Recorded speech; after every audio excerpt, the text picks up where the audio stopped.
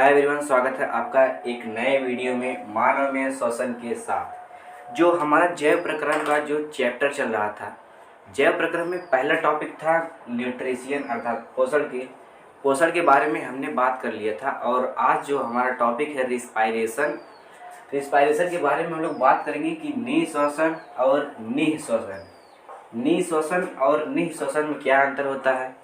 अभी तक हम लोगों ने ये समझा कि श्वसन किस प्रकार से होता है, श्वसन में क्या होता है। आज हम लोग समझेंगे कि श्वसन के दौरान हमारे अंदर कौन कौन सी गैस जाती है और कौन कौन सी गैस पुनः वापस आती है।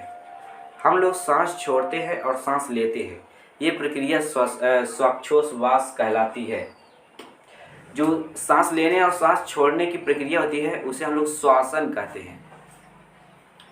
तो जो निःश्वसन और निःश्वसन जो हम लोग सांस को अंदर लेते हैं उसे निःश्वसन कहते हैं, निःश्वसन।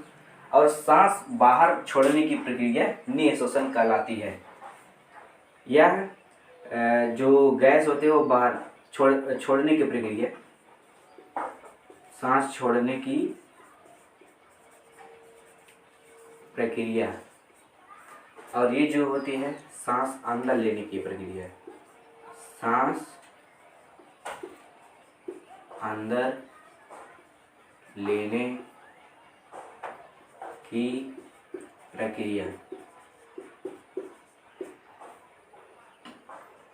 अभी तक हम लोगों ने ये समझा कि जो सांस हम लोग सिर्फ ऑक्सीजन ही वायुमंडल से लेते हैं, जो कि ये सही नहीं है। हम लोग श्वसन के दौरान नाइट्रोजन गैस और ऑक्सीजन गैस और कार्बन डाइऑक्साइड तीनों गैस अंदर लेते हैं।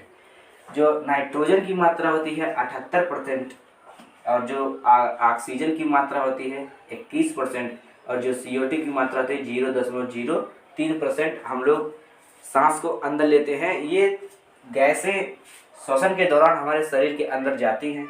उसके बाद जब ये शरीर में पहुंच जाती है, जब ये बाहर निकलती है, तो जो नाइट्रोजन है जितना लिया गया था उतना ही बाहर कर दिया गया, और ऑक्सीजन जितना लिया गया था उसका कुछ % रख कर 17% को छोड़ दिया जाता है ऑक्सीजन को। तो श्वसन के दौरान जो हमारे अंदर ऑक्सीजन रुकता है वह लगभग 4% ऑक्सीजन आता है, अंदर हमारे रहता है, और ये 17% पुनः वापस वायुमंडल में निःश्वसन के दौरान छोड़ दिया जाता है। और जो CO2 है ये 4.6% में हमारे शरीर से बाहर निकलता है। तो हमने CO2 को लिया था 0.03% और ये निकला 4.6% CO2 हमारे शरीर के अंदर, हमारे शरीर से बाहर निकल गया। तो ये ब्रीदिंग जो ये निःश्वसन और निःश्वसन के बारे में था, इतना ये आपको जानना था कि हमारे अंदर कौन कौन सी गैसेज आती हैं, कौन कौन सी गैसेज हमारे अंदर से निष्कासित होती है। जैसे नाइट्रोजन 78% लिया गया और नाइट्रोजन 78% बाहर भेज दिया गया, इसमें कोई ना कमी हुई ना अधिकता हुई। ऑक्सीजन को 21% लिया गया था और ऑक्सीजन को 17% पुनः छोड़ दिया गया। इसमें 4% की जो कमी हुई, क्योंकि लिया गया 21% और छोड़ा गया 17%। जो CO2 है, CO2 0.03% लिया गया था और CO2 4.6% छोड़ दिया गया। तो दोस्तों, ब्रीदिंग का जो चैप्टर है, अब हम लोग चलेंगे मानव में श्वसन कौन सी प्रक्रिया के द्वारा होते हैं और श्वसन जो होता है कौन कौन से इसमें अंग भाग लेते हैं, इसके बारे में हम लोग अध्ययन करेंगे। और जीवों में श्वसन किस प्रकार से होता है, कुछ जीव गिल्स से करते हैं, कुछ त्वचा से करते हैं, तो इनके बारे में भी हम लोग अध्ययन करेंगे। तो इसमें अगर कोई दिक्कत हो तो आप लोग बताइएगा। तो चलते हैं हम लोग जीवों में किस प्रकार से श्वसन होता है उसके बारे में अध्ययन करने के बाद हमारा अगला टॉपिक था कुछ जंतुओं में जो जंतुओं के मुख्य श्वसन अंग, कुछ जंतुओं के मुख्य श्वसन अंग। इसमें पहला जो है फेफड़ा, लंग्स। फेफड़ा से सांस मनुष्य, छिपकली, मेढक, पक्षी आदि जीव जो है फेफड़े से श्वसन करते हैं।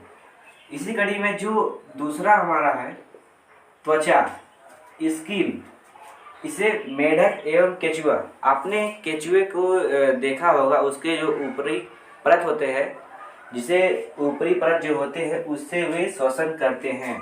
जो स्किन जो ऊपरी स्किन होता है उससे वे श्वसन करते हैं। हाँ, इसमें एक विशेषता और है कि ये जो नमी युक्त होने चाहिए और नरम होने चाहिए और क्षेत्रफल को घटाने और बढ़ाने में ये इसमें सामर्थ्य होनी चाहिए। तो इसलिए जो त्वचा से श्वसन करते हैं वो मेढक और केचुआ त्वचा से भी श्वसन करते हैं। जो गिल्स क्लोम से जो श्वसन करते हैं उसे मेढक कहते हैं।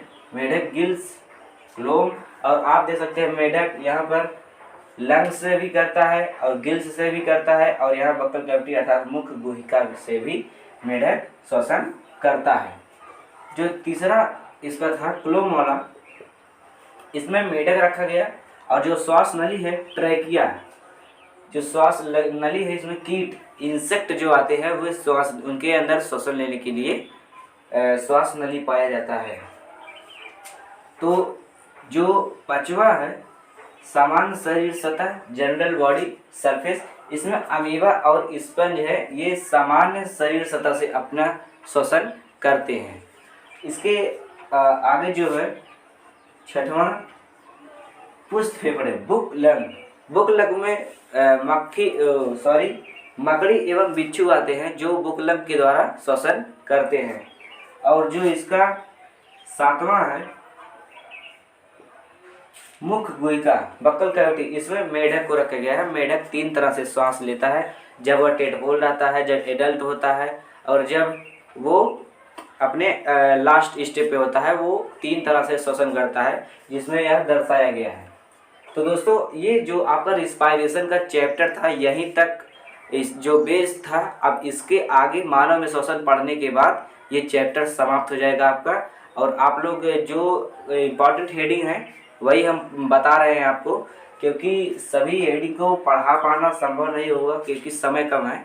तो अब हम लोग चलते हैं मानव में श्वसन कैसे होता है उसके बारे में अध्ययन करते हैं। तो दोस्तों ये सब बताने के बाद अब हम लोग चलते हैं मानव में श्वसन रेस्पायरेशन इन ह्यूमन। उसके बाद ये जो चैप्टर है एक इसमें हेडिंग और रह जा रहा है, वो कोशिकीय जैसे माइटोकॉन्ड्रिया में जो क्रेब्स चक्र वाला वो आपको बताया जाएगा। तो चलिए चलते हैं मानव में श्वसन की तरफ। आप लोग रिवाइज करते रहिए लेक्चर को समय मिलने पर।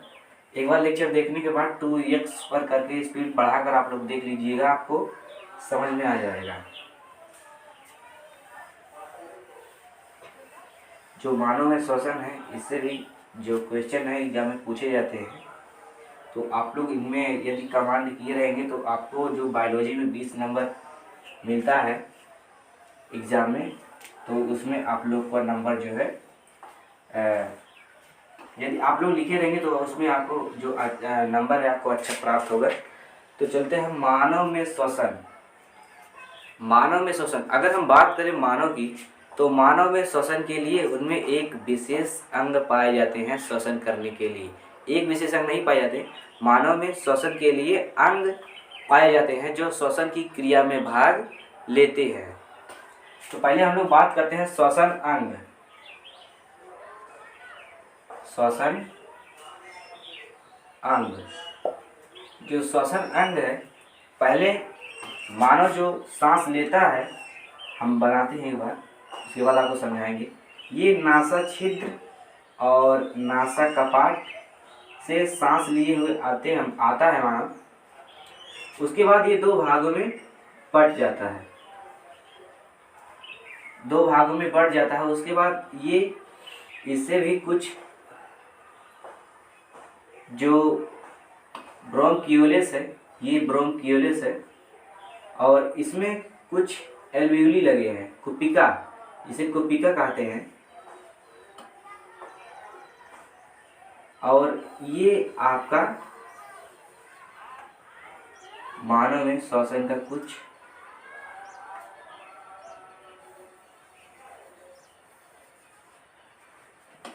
इस तरह से मानव के अंदर जो ये श्वसन की प्रक्रिया है चालू होती है। पहले नासा छिद्र, जो पहला पार्ट है नासा छिद्र, और जो दूसरा है नासा कपाट, और जो तीसरा है, फायरिंग्स ग्रसनी,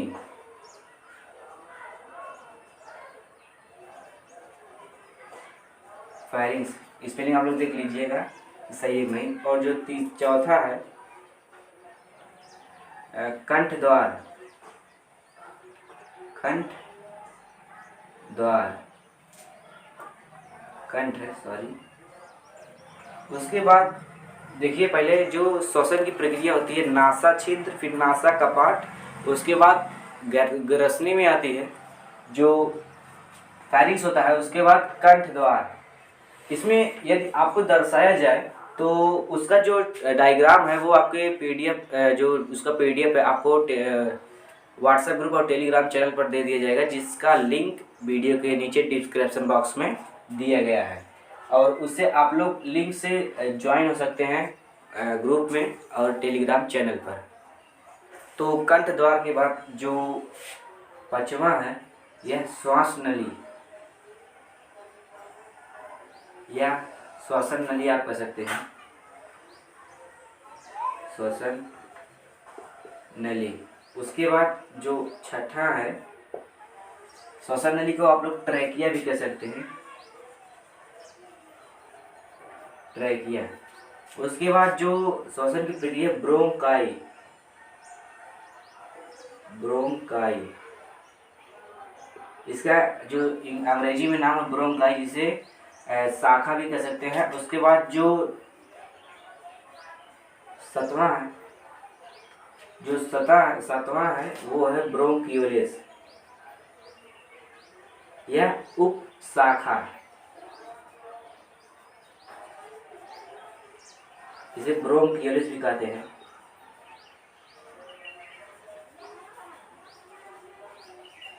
देख लीजिएगा आप लोग भी। उसके बाद जो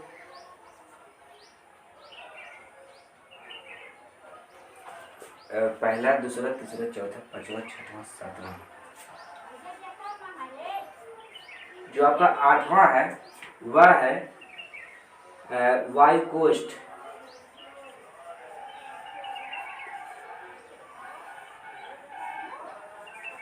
इसे एल्वियोली भी कहते हैं। इसे इंग्लिश में से एल्वियोली अर्थात वायु कोष्ठ भी कहते हैं। तो ये आपका कुछ श्वसन अंग हो गए, नासा छिद्र, नासा कपाट, ग्रसनी, कंठ द्वार, श्वास नली, ब्रोंकाई, ब्रोंकियोलिस, एल्वियोली अर्थात कोष्ठक, वायु कोष्ठक। तो देखिए ये जो मनुष्य के शरीर से नासा छिद्र, नासा कपाट होते हुए